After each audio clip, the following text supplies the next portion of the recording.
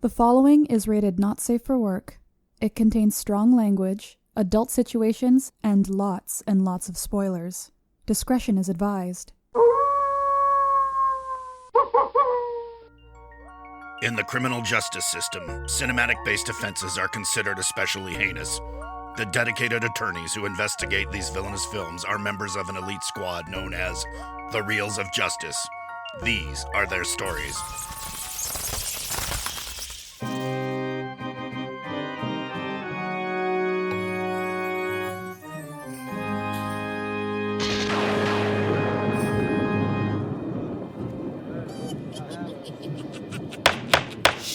Order, please, order. The Reels of Justice is now in session. Judge Dylan J. Schlender presiding. Your eyes for the fearsome Judge Schlender. Fearsome.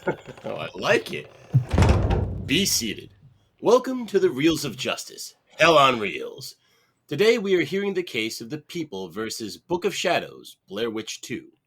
A 2000 sequel to the Blair Witch Project that follows a group of fans of the first movie as they tour Burkittsville? Am I saying that right? Yeah, correct. Burkittsville. Okay, as they tour Burkittsville, Maryland, but begin to have their own spooky experiences. Originally rated for Ryan.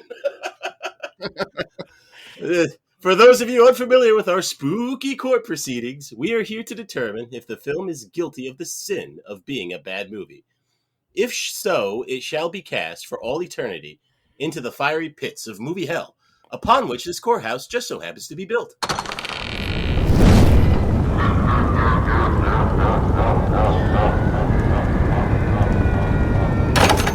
God, that scares me every time.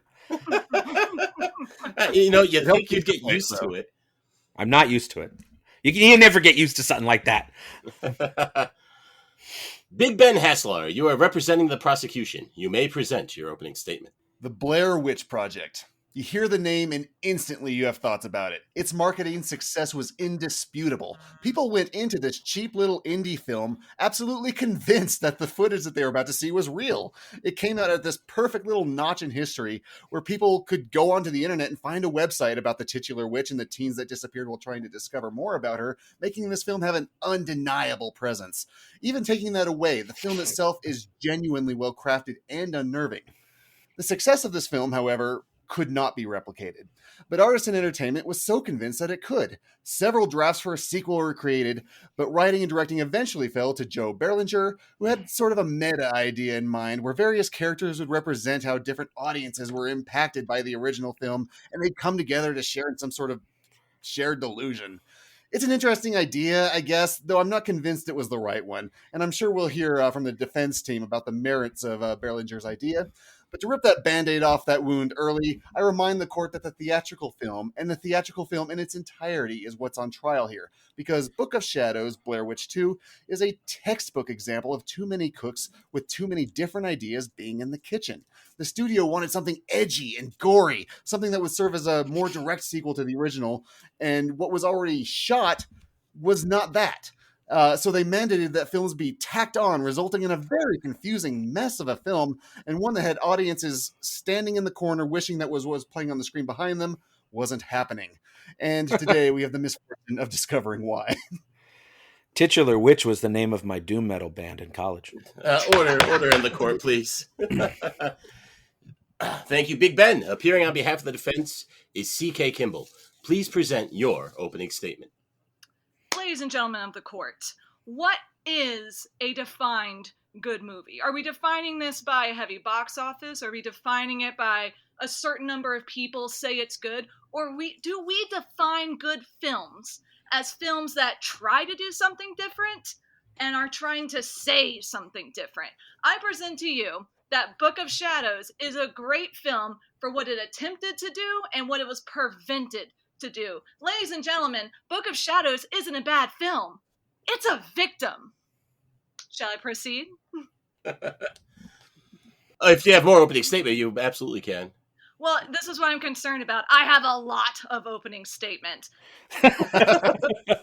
Yes, this was a film with too many cooks in the kitchen, but why on earth is that the film's problem, and why would that ever denote necessarily calling it a bad film? Sure, it was a direct sequel to Blair Witch, but it wasn't trying to be a direct continuation of the story. It was an attempt to comment on the previous film itself. And at the time, that was not a regular thing to happen. Also, at the time, we did not have a pattern of real life events or legends actually becoming real life events, which this film was so close to predicting before the evils of marketing got in there and the expectations of box office, which I feel this court is holding against this movie not having a good enough box office. That killed it. Now I'm good. All right. Thank you, CK. Big Ben, you may proceed with your first exhibit. Your Honor, I'm going to request that you throw the Book of Shadows at Blair Witch 2 because the title is the first thing that doesn't make any sense here. There is no Book of Shadows in this movie. Guilty! At all. I mean, how does that happen? They could have appended any other title to this movie and it'd make the same amount of nonsense, like Book of Shadows, Legally Blonde 2. I'm just so perplexed about how this could happen. Did they just put the film Blair Witch 2 on someone's desk and then he just penciled Book of Shadows on top of it because he thought it'd be cool?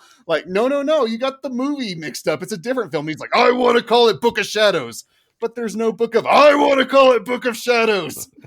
Sometimes trailers don't depict what the final product of a movie might actually be like, and sometimes studios unnecessarily add subtitles like Glass Onion, a knives out mystery, because they don't think audiences are smart enough to know what the film is being related to a previous project. But to just outright lie with your title because you think it sounds cool? Did they think people would just choose this over a different film in the multiplex, not knowing about anything about either, being like, well, that sounds cool. How does that happen? I need to understand. Wait, CK, do you have a response? I'm sorry, but is the title of the film on trial here or the actual it's a part content of the film? Yes. So if you want, we can talk back and forth about why it's called Book of Shadows, but my understanding was the film's content, its actual existence, was the thing that was on trial for hell here. Yes or no? Well, that's a good point. We'll let the jury decide how much weight they want to put on the title. So sustainable. Something that did not get delivered to me. My next exhibit will be Berlinger's original film. Even before the studio interference, I'm not sure that this film is good. It's setting up as being a potentially real, just like the first film did, but it's filmed, it's theatrical. It claims that that this is a sequel based on real life testimony of some kids who got drunk in the woods. And even within the world of the Blair Witch, I'm not sure that makes sense. It acknowledges that the original film existed, but that's not the story that they decide to film. Instead, they decide to film some testimony of other people theatrically and name it The Blair Witch 2. Within this world, it would be more like a crime documentary, right? Like showing interviews and case files stuff, not a fully dramatized film named The Blair Witch 2, Book of Shadows. Well, okay. CK, do you have a response to how this movie is actually structured? Should it have felt more like a documentary? Well, first of all, when you say this is not his first film, what are you referring to? Are you referring to 1992's Brother's Keeper, the first in the trilogy? No. Or are you referring to? I'm sorry. Can I finish my statement? I'm sorry. Can I finish my statement? I'm sorry. I got a little ambitious. Or are we talking about his true crime-based script, The Man in the Attic, which never got made the light of day, but was the reason that he jumped into Artisan to make the Blair Witch sequel?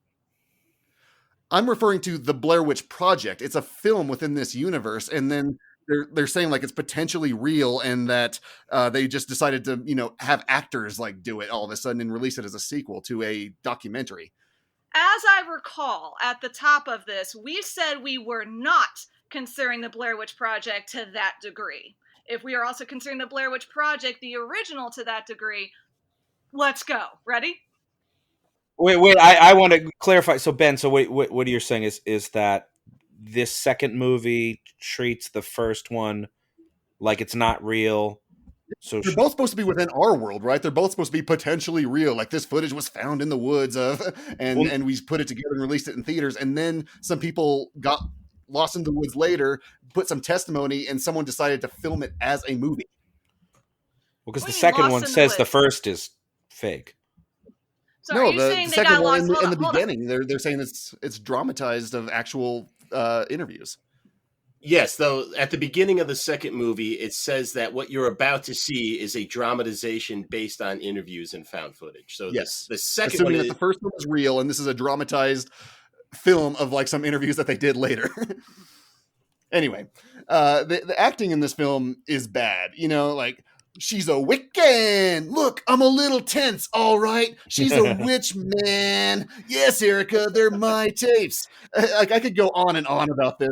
It kind of makes me wish I could enter like video clips and evidence, but then I realized like the whole movie would be my set of clips just showcasing the bad acting. So I say to the jury, you saw the film. You know just how remarkably bad the acting is throughout, from the first frame to the last.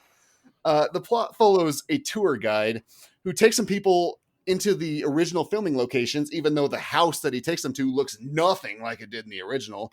And they all get drunk and stoned, which is, you know, what every tour group does, I'm sure, especially when the host made everyone lug all this equipment up for miles with the intent of catching something. And the characters, they represent how different audiences received the first film. And by far the worst one of these is Erica, who never shuts up about how the first film is insensitive to Wiccans. And this doesn't make sense for two reasons. The original film was supposed to be a documentary to her. So there's an urban legend about a witch. Teens try to find her, get killed, and she's upset that they were even looking for a witch in the first place. Like, she's acknowledging that the movie is fictional with this narrative. And the girl never gives it a rest. She reminds you that she's a Wiccan and how society is prejudiced against her at every opportunity. She literally has no other character trait. While other characters try to, you know, decipher a video or are dealing with a miscarriage, etc., all she ever is like, did you know that I'm a Wiccan and witches don't worship Satan? Girl, give it a rest. Let's see, Kay, would you like to comment on the acting and the characterizations? Yeah, absolutely. But first, I just kind of want to go back to, all right. So part of your argument is that they're trying to state the Blair Witch is not real in the sequel. But we know the Blair Witch Project is not real, right? The actual film. We all know that, right? Yes. And I think the characters do. The film universe. I know. I think the characters do. So what we're doing... That's what makes it confusing, because the opening says this was based on actual testimony. So these narratives don't line up. That's my point. They do. Well, no, they're saying that everything that happened in the second movie is what it's based off of. People in the second movie are admitting that the first movie is not real. One of the ladies they interview says so quite explicitly. Mm-hmm. Right. And there's a very Those important... are all their suppositions, though. Those are just people like talking about it that they interviewed, that are obviously actors, but that they interviewed in the town. Well, that's true. According to the beginning of the movie, those people that they're interviewing are recreationists. Let's hear from the defense. Yeah, it's a good idea. No. You guys finish telling me about the movie. Go ahead. Okay, let's... You need all right, a Rubik's Cube to decipher this. All right, we're all getting heated. Let's calm it down in this courtroom. I mean, we're already over hell and everything. All right, let's back this argument up to its core. Can a sequel be something completely different from the original, but within the context, and still work? Can it? Yes. Does this film? No. Yes, it does, and here's why. The attempt of this film was never to be a direct sequel to Blair Witch, and its attempt was never to try and pretend like that was still going on, for many reasons. The obvious one everyone knows is that no one was going to fall for the marketing trick again. The other was Joe Berlinger himself. He, at the time, was abjectly and honestly concerned that the line between true crime reporting and true crime was about to get very, very, very blurred from the way we were from the marketing they did in Blair Witch. The fact that you could trick people, that 3 people disappeared, and then like, oops, just kidding. In fact, I have a quote to enter into exhibit yada yada. I always thought, this is from an interview with IndieWire on October 24th, 2000. I always thought the first movie was ingenious in terms of blurring the line between fiction and reality. I wanted to do it my own way. I have a pet peeve about society's acceptance of the cliches of bad documentary making equaling reality. We embrace the reality of video, and I wanted to comment on that in this movie, which was his original intention until marketing got in to try and make it represent the first movie. yes, stipulated he had a different idea, and it was sort of an interesting one, but the finished product is what's on trial here, including all the studio edits. The finished product includes exactly that concept that you're complaining about. That the 2000s, like, the narratives don't match up. They're not supposed to. Exactly. Blair Witch Project isn't real. The movie Book of Shadows is saying we are real, which is why they open with interviews with actual town members of Burkittsville complaining about everything that happened. And then everything gets crazy for them, and we're left at the end with, wait, was that real? No, of course not. We're watching a movie. But now they don't know when their context is real. They were swept up in all the crazy emotion built out from the first movie in terms of societal interaction. Boom. All right. Crickets from the prosecution. Easy there, Mr. Juryman. Mr. Haslar, if you'd like to respond. Well, I still have more about why this Berlinger's film doesn't make sense. So after getting drunk and stoned out of their minds, they black out and wake up into the forest, literally snowing shreds of this researcher's documents. Like, not like this was hours ago. The pieces are still falling from the sky throughout the entire scene. But they do manage to find some tapes, which has codes missing, time codes missing. And there's all these stupid CSI tropes involved in the investigation of this. Like, let's just redigitize the image and enhance. Yeah, okay. The video is already shot. It's as clear as it's going to get. And the solving of this mystery comes with them suggesting they play it backwards, but they can't just scrub it backwards. He has to enter the commands on the keyboard backwards for magic reasons. Spooky. And really, only then do they realize what happened when they blacked out. And this is supposed to be what they saw backwards, but it isn't. We saw Erica dancing on the tree going forwards. The time code was going forwards. And then we play it backwards and we see them partying with the time code still going forwards, but with what they missed. It really doesn't answer anything about the witch or what's going on. You're not asking the right kind of questions in this scene. You're asking, instead of asking what the hell is going on, you're asking what the hell was that about? I don't think we ever finished talking, though, about what defines a good movie. Because, yeah, there's a lot in there that should not have been in there. And that was exactly what you stated at the beginning. Too many cooks, too many hands, too many things trying to make it go one way and then go another way. But what defines a good movie, then?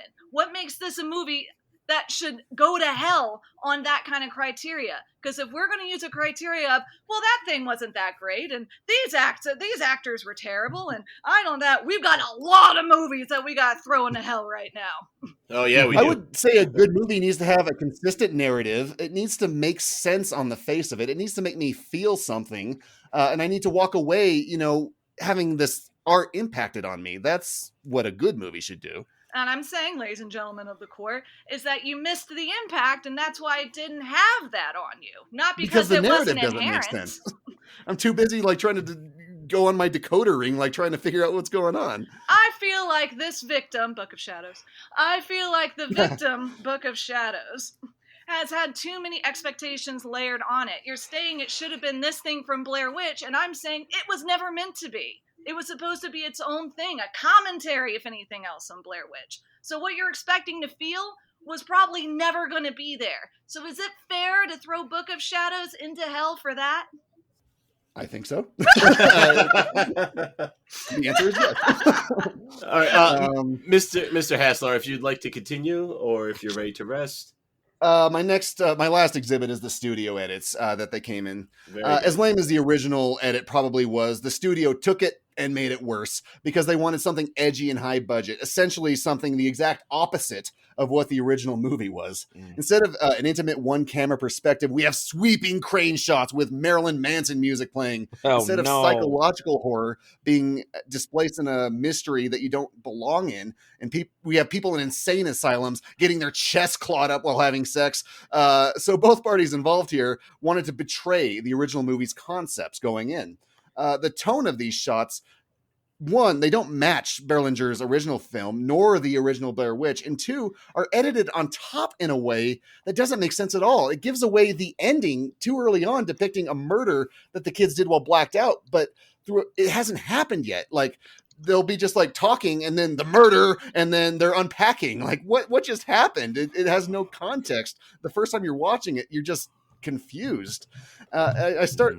if I started out making out with a hot Wiccan and she literally tore open my shirt and clawed my chest open, Nice. and then all of a sudden I found us like sitting on opposite ends of the table fully clothed, I wouldn't be like, oh, okay, moving on, I guess. Someone's calling us upstairs. I'd be all like, bitch, what was that about? Having a vision of a doctor pouring some slime down my nose with a funnel while lighting a ciggy is damn well something I would bring up in conversation.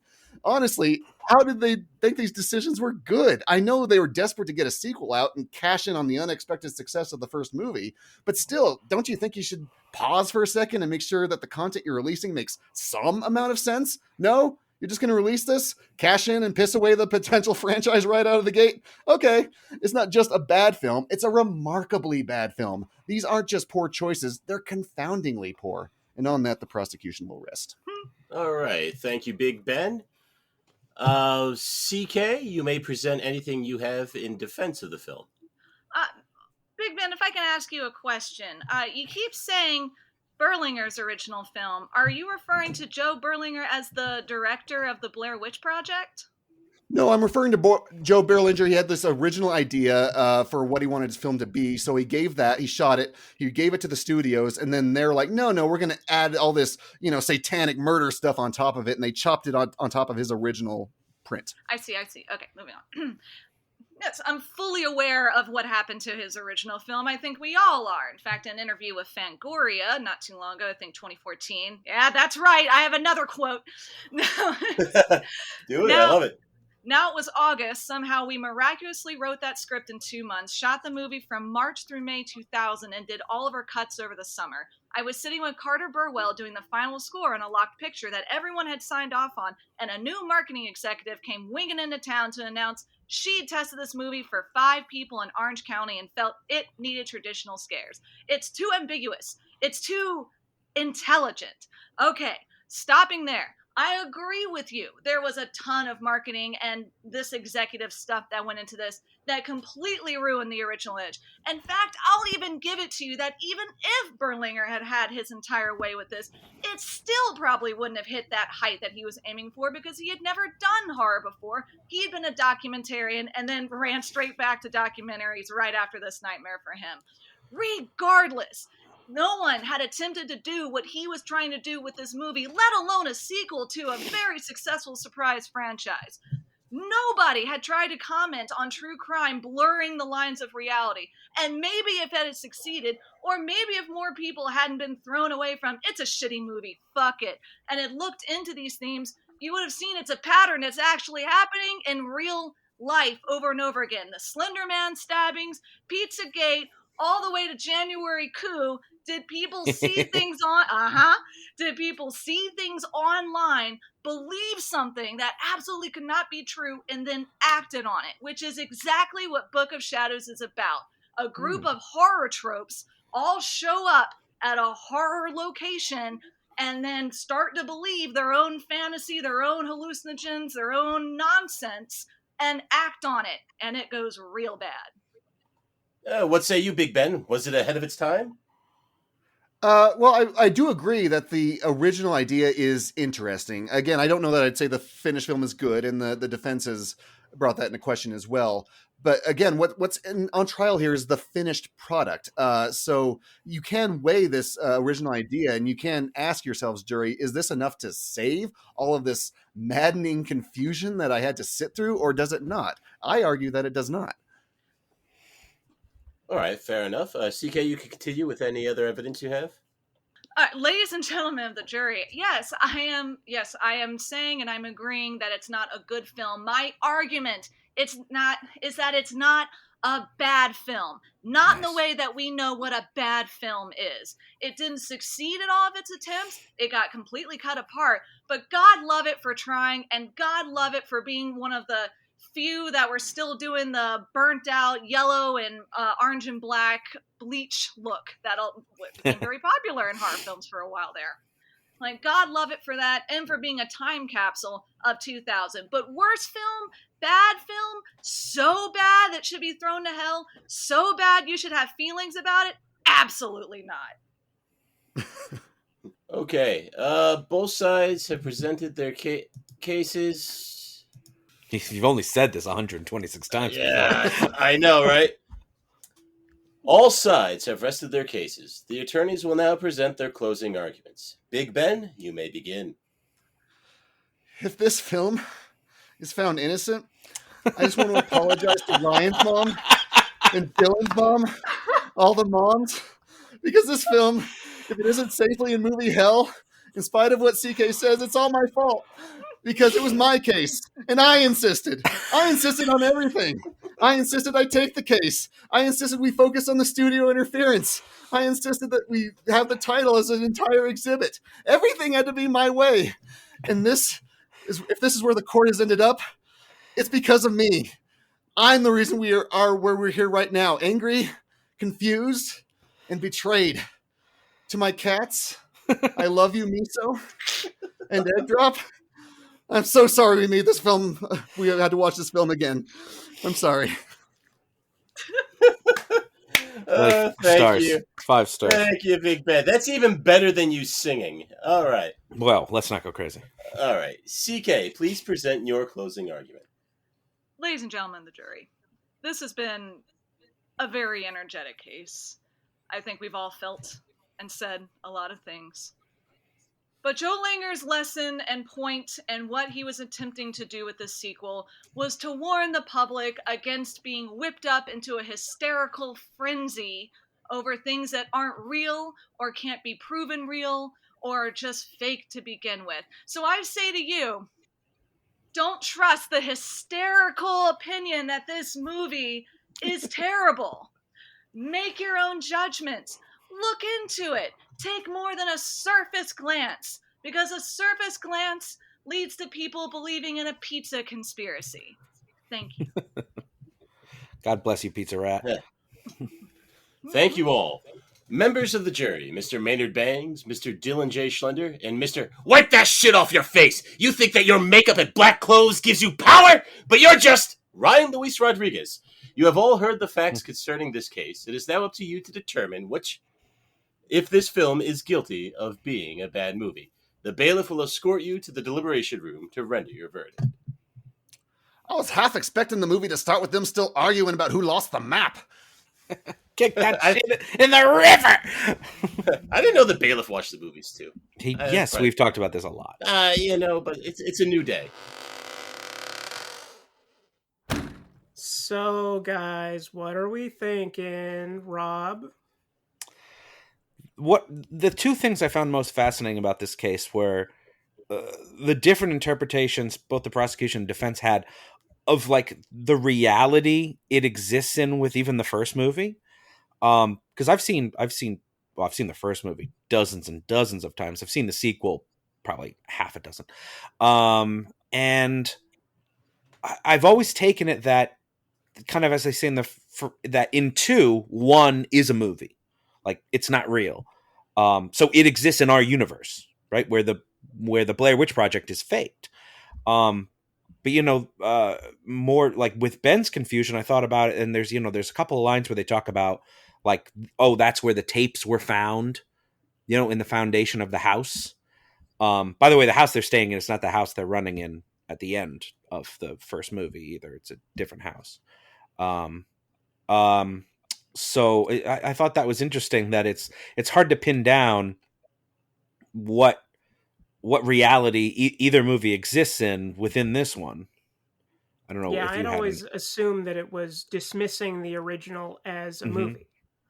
And that's what I thought the first time I watched it, the second time, but now this debate is now stirring things up in my brain. Like, is that really what it was about? I have no idea. I've seen this movie twice, and I have no idea what to make of it. And Dylan? then, yeah. Oh, sorry. Go ahead.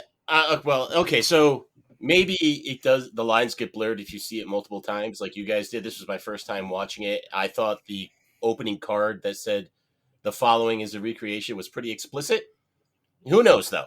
I just want to point out, to say that the acting is bad, Jeffrey Donovan has been this good his entire career. Here we are 22 years later, and this is still how he acts. I think that's amazing. I'm good. I think we all have to concede to Big Ben that the acting, for the most part, is pretty bad in this movie. It is a little hard to watch because they're not... Especially the guys. The guys are bad.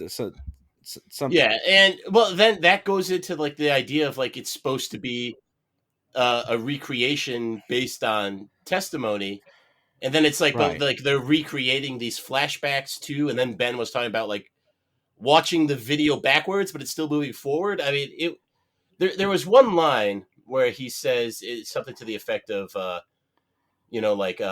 video, like film doesn't lie, but video does, something like that, and that was basically the thesis statement for the whole movie.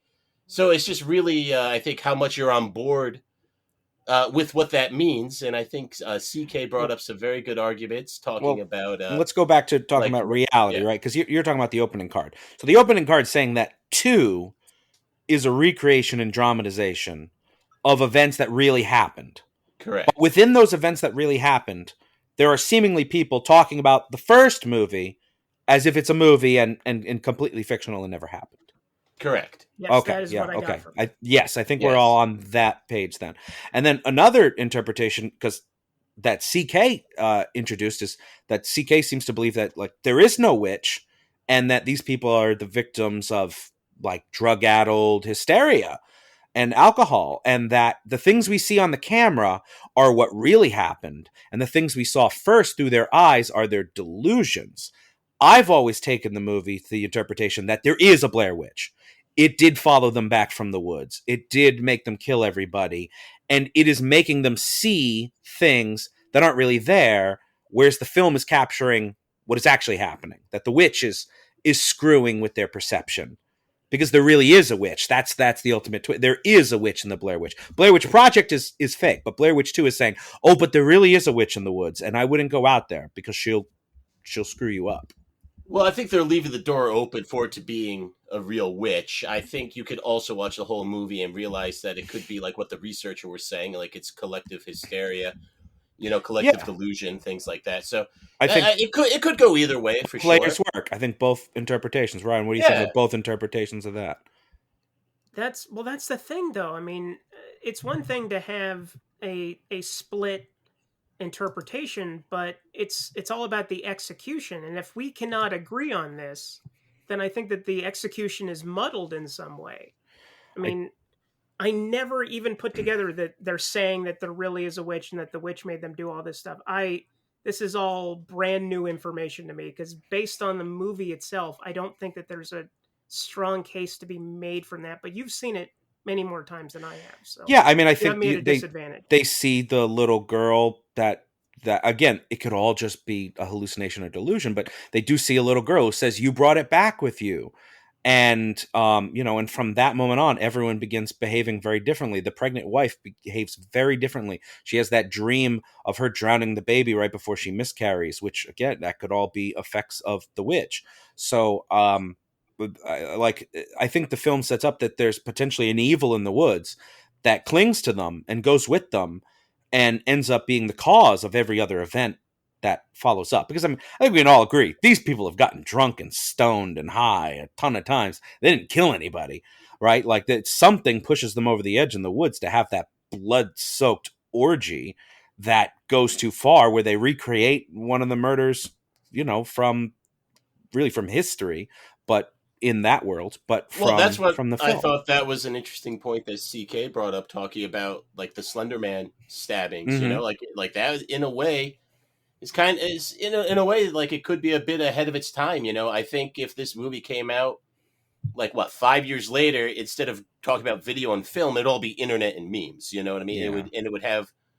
It would still have a very resonant message, but is that the message that the director wanted us to take away? Because if it's supposed to be, actually, no, it was an evil witch and this is a straight horror movie, that kind of dilutes the power of that message, I feel. Well, I always thought the straight horror thing was very lazy, because you could tell this story about the delusions and the double cross and them coming back to the house and even checking footage through found footage. I mean, this all could have been found footage. It didn't need to be a recreation. And I think if they had stylistically stuck to the found footage that they had of the first, the reception to the second would have been a lot more positive. I don't think that would have. I think the bad acting and other plot holes probably still would have hurt it, but it would have been more interesting for sure. Yeah, the acting is really, really tough, and that is hard to get over. Like the Wiccan chick is annoying. I mean, it is nonstop. It's one note hit endlessly. Yeah, and I mean, it's very unbelievable that the goth girl isn't smoking cloves. Like that's what she'd be smoking. Cloves black, the little black ones. Maybe, but like that's also she's also a bit of a poser, isn't she? That's. I don't know. She killed that lady pretty hard. So let's start. Well, did the Witchmaker do it, or did she do it? Though? You can't have it both ways. Thank you. Now you're getting no, but you can't have it both ways. Either she's a poser or she's hardcore. Okay, you're right. Thank you. If the witch made her do it, and if the witch made him do it, it's fine. All right, so I feel pretty confident. I like the case. There was very, very good cases from Big Ben and CK. I think either way you interpret the movie, it's fine. Like, this is not great, but I'm not going to throw this one into hell. So I'm going not guilty for my boy Jeffrey Donovan. Oh, damn. See, I like this movie, but I don't know if that necessarily makes it not bad. The acting, you're right. The acting is rough. I've always known the acting is rough. And while it was referred to as a time capsule, it's so 2000s it kind of hurts. But I've always liked the sort of layers of not knowing what's going on and like of what's real and what's not real and what the camera shows and doesn't. I like the multiple interpretations. That's, I think, the strength of this film. And I think it's enough of a strength to pull it out of movie hell for me. So I'm also going to go not guilty. Okay, well, I personally believe that a sequel that is immediately dismissive of the first film as canonically fictional is kind of irresistible. If only this movie was good. Guilty. There you go, Ryan. Fair enough. Let's get out there and tell that very handsome judge. That very handsome judge? Yeah. Oh, wait, Ryan, you have to say it. He likes when you say it. Let's go out there and tell that very handsome judge. Oh, yes. Spooky.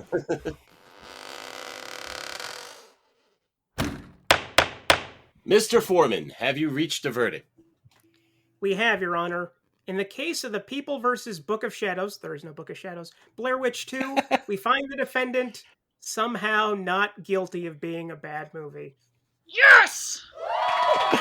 Oh, it hurts, Ryan. I'm shaking my hand with the Book of Shadows right now. That's where it was the whole time. The verdict is so rendered, and Book of Shadows, Blair Witch 2 will be re-released into the wild woods of Maryland, where it belongs. Court is adjourned. To run naked and spin around all the trees it wants. Sure. Run free, little time capsule. Run free. Hello, it's me, the Blair Witch. I really was real. Why don't you come over here and tell me what you thought of today's verdict?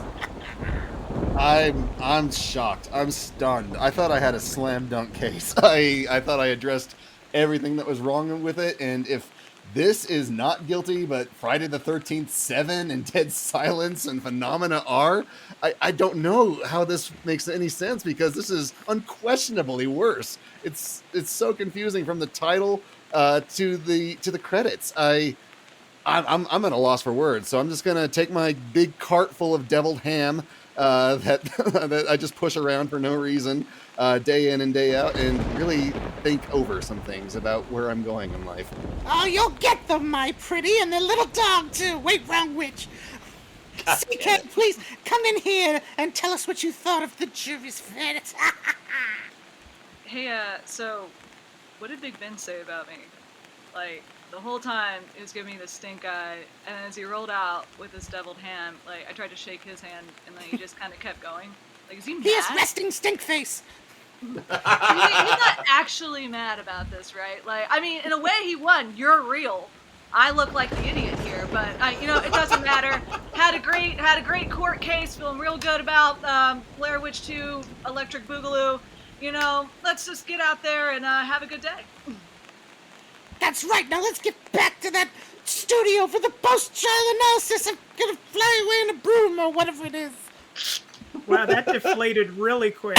Yeah, I already had a bad throat, so I really no hard feelings about this case. I don't feel bad about losing any case. I just want it to be like entertaining to all the listeners.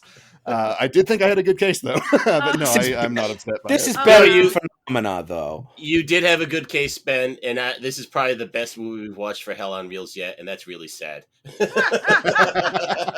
I liked Friday the 13th Part 7, but. Well, Trick or Treat doesn't count. That's Trick or Treat doesn't count. Trick or Treat doesn't count. Different case. Yeah, different style of case. But yeah, CK, you love this movie. Apparently, this is a torch you carry. But like that. Oh yeah, and Ben, I was teasing you. Right before I started speaking, I was about to just scream into the mic, "I can't believe the Blair Witch is real!" and just decided to redirect really fast. Yeah, well, I do and don't. The whole thing is like, in real life, I just have this distinct emotional connection to it because it came out in 2000 and I was young. I was real young and I lived rural. So renting videos was a thing for me for way longer than it should have been. And then this was one that existed in our little rental shop. So I watched it over and over and over and over and over and over again. Not because I liked it, just because I had it was there. Exactly. So when I got older and I just had a day of looking it up and realized like, oh, Joe Berlinger. And then I started reading about his process and I was like, I mean, I have a whole 10-page paper I wrote about it. Like, it's so interesting how many different directions it could have gone and what it could have said. And in the end, we have this. It's true. But I think, especially for horror films at that time, it kind of took its shot with like blending reality and perception. I don't think it was something that was dealt with in a lot of mainstream horror at that time. It was mostly like Deep Blue Sea. Yeah, it had so much in it that a lot of horror movies ended up doing like 10 years later just on their own. And maybe that was the way we were always going to go and you saw it first. Maybe that's just what happens when you just keep throwing shit at a wall. Either way, I can't hate it. I just can't. It reminds me of the 2000s. It's got that fucked up score. Like, I mean, old school Wiccan. It's adorable. Another movie with a Marilyn Manson song in it. And that wasn't actually what he wanted to have. He wanted to have like an old 50s song, Frank Sinatra, Witchcraft. Hold on. Yeah, Witchcraft. It's witchcraft. That's all we can do there. We don't own the rights. But so anyway, fun case. So CK, what has been keeping you busy? What have you been doing lately? Wow. I'm keeping myself busy. I do a little bit of stop motion animation, so that takes forever. I also work for Wayfarer Studios, and we have a ton on our slate. Been mostly focused on that. Super excited about all of our projects and working on my own short film. Doing the thing we all do, trying to stay busy and stay alive. Is it going to be a stop motion short film? Well, that eventually. The short film I'm working on is just a straight horror film I shot out in the hills, trying to go as low tech as possible. I have this chip on my shoulder about like if you can do it and the only thing you have is yourself, then just try and go out and do it. And I did. And now I have a ton of work to do on it because I have to correct so much footage since I shot it. Yeah. But nonetheless, I'm glad I did. The whole point was for me to learn how much I could do on my own. And now I know, and I know I'm going to be hiring people. Awesome. Excellent. Very good. Ben's looking. Ryan's been, yeah. Well, Ryan is out that way. No, that's very cool. So now we always ask our guests for movies that you think people should see. And so since it's Hell on Reels, we will be asking you, what is a horror or spooky or creepy or ooky movie that you think people should see? Oh, damn. You know that thing that happens whenever someone's like, what's your favorite? And then all you can think of is like ice cream or something. Off the top of my head, just because I've been thinking about it so much, almost everyone's seen it. I think it deserves your look again this season. Ginger Snaps. And here's why. I mean, we all know it's a Canadian werewolf movie with girls. It's also one of the few super femme horror movies out there that was completely successful in what they were attempting to do. I mean, everything from the photos they set up in the beginning to the practical creature effects. Honestly, even the acting and dialogue for what the subject matter was supposed to be, It's so good and it's so fun, and it deserves to be up there listed with everything else as much as anything else does. If Malignant's going to come around, then we got to look at Ginger Snaps again. And the title is a pun, so we definitely appreciate that. Because she snaps. She automatically not guilty based on pun titles. A pun. I thought you said a pawn, and I was waiting for the rest of the sentence. A pawn? Oh, yeah. Was written upon Avon. No, it insists upon itself. Publicly educated. Catherine Isabel is great in that one. And what's she doing nowadays, Ryan? Do you know? She was on Hannibal, I believe, but that was a while ago. I don't know what she's doing right now. Catherine Isabel, get out there and make some more movies. They always make Canadian movies, and they make Canadian TV shows, so I'm sure she's up there doing stuff. We're ready for Ginger Snaps 3. Oh, the snapping. Oh, you mean not the prequel, but an actual third continuation from 2? Yeah. Because there's a third one, the Curse of Red. Oh, there is a third one? Oh no, God, then we need a fourth. Yes, we do. It's awful. Yes, but we're stuck with it now. That's just the franchise problem. We had for 3, and we're past. Well, they could bootcon it, and they could just do Ginger Snaps straight up, and do the bootcon. But that is a good recommendation. Big Bun, you were the other very handsome lawyer. So what is your recommendation? Your heckmendation? The first Blair Witch movie, while not the first found footage film, kicked off a reappreciation for the genre, with many studios taking that concept but polishing it up a bit more. And my heckmendation is one of the best examples of that, which is Noroi. Or if you're looking it up on Shudder, it's Noroi the Curse, which doesn't make sense because that would translate to the curse. But I'm trying to learn the Japanese language. So my Friday night movie viewing often leads me towards our friends in the Pacific.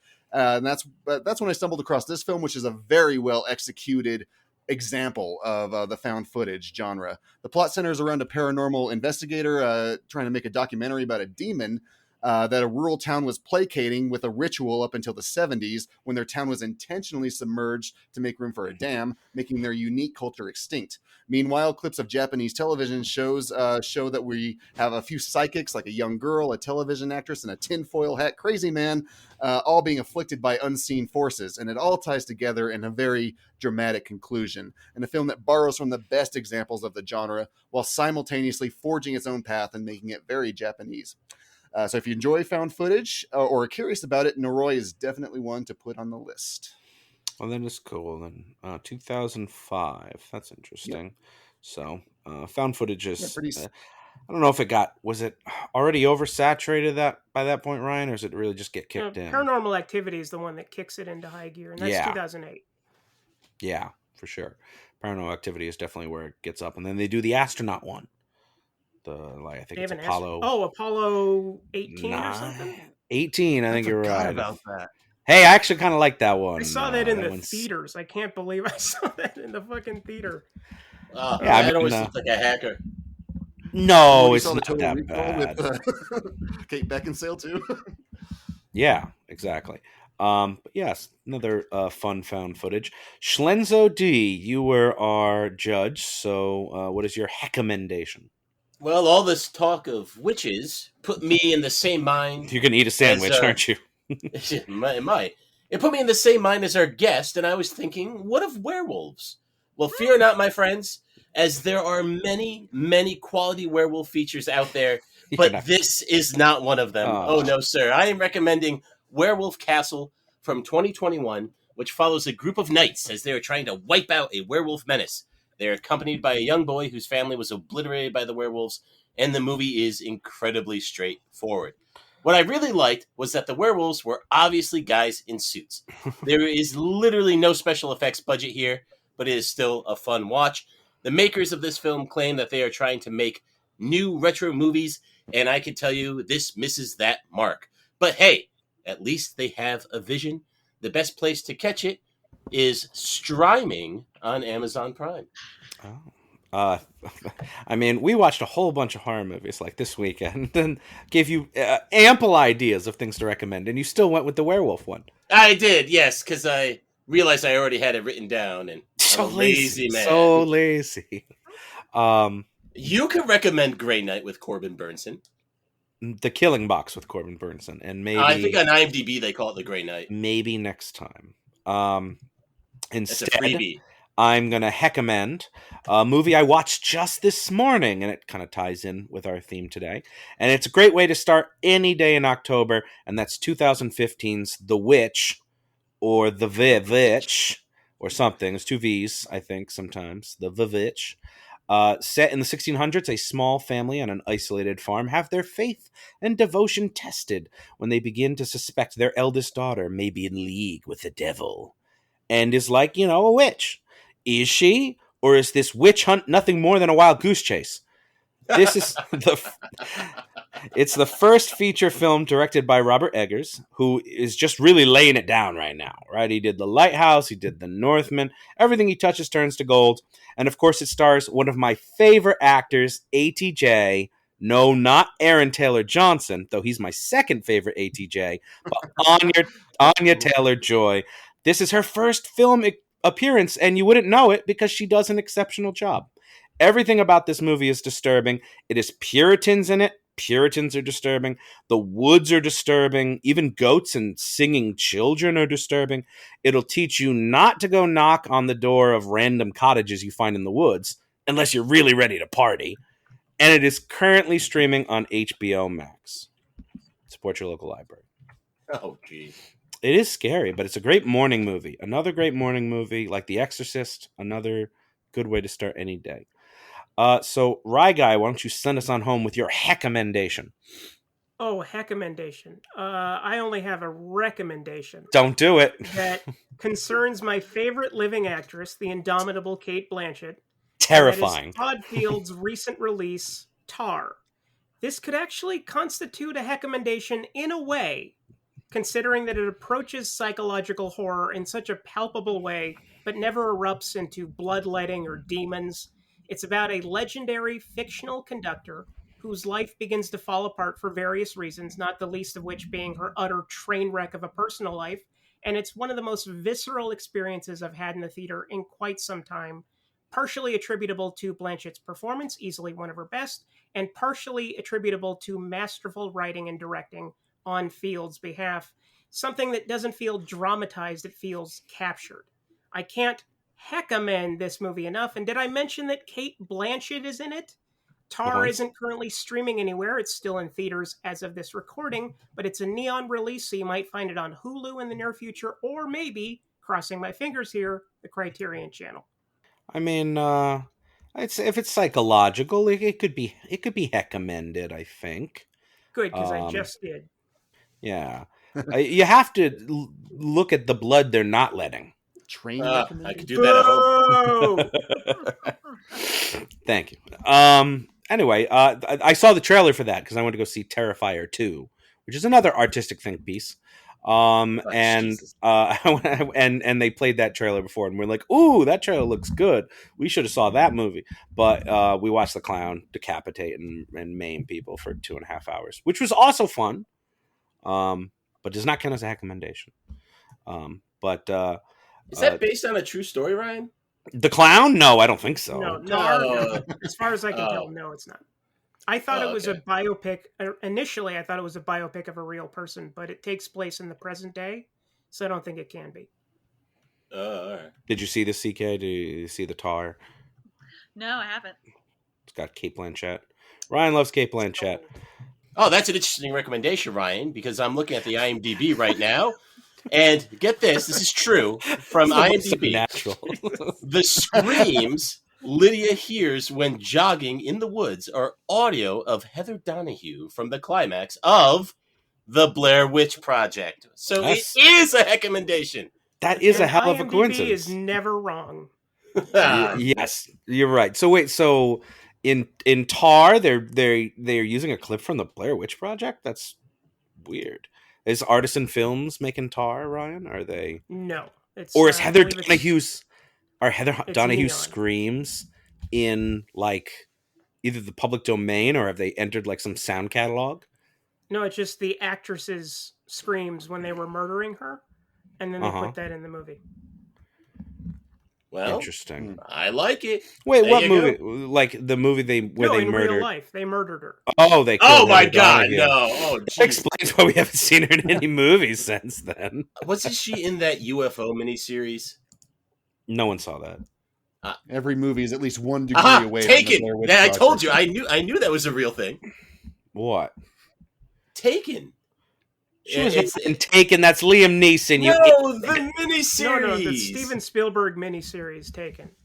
Yeah, I didn't know she was in that. That's no. Yeah, I knew I recognized her. You see, I know things. Ryan's not the only person that could click things on Wikipedia. It's IMDb. Oh, that's an interesting point about Steven Spielberg, Dylan. That reminds me of what Ryan is doing in One Track Mind. And what is that, Big Ben? Yeah, it's on his Patreon, I believe. He's doing about the physical media of Stevie Spielberg. Good old Stevie Spielberg. Mm-hmm. One last debate to settle, though, Ryan. Is it Berlinger or Berlinger? I believe it's Berlinger, but I've never actually seen an interview with him before saying what his name was, so I have no idea. But I believe it's Berlinger. It's Berlinger. And I heard, it probably is something way different than either of us. Yeah.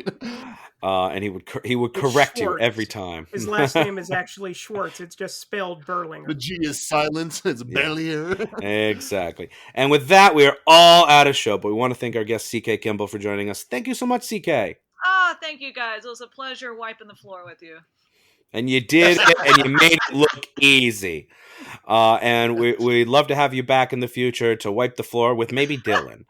And we hope everyone else will join us again as well as the Reels of Justice keep turning. Count it. Wiccan! Please follow us on Twitter at Reels of Justice, Instagram Reels of Justice, and Facebook.com/Reels of Justice.